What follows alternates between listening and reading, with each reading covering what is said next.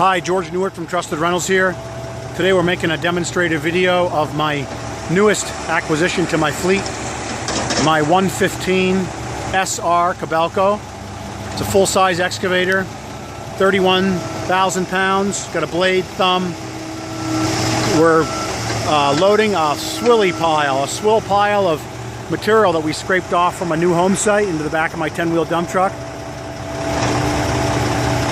Does a pretty nice job. It's got some good reach, good power. It's got an Esco bucket on it with a progressive thumb. Thumb is mounted to the coupler.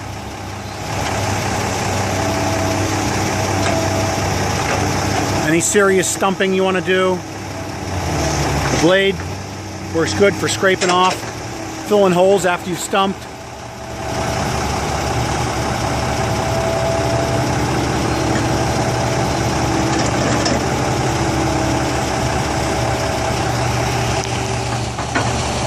Okay, hope you enjoyed the video. Thanks. Bye.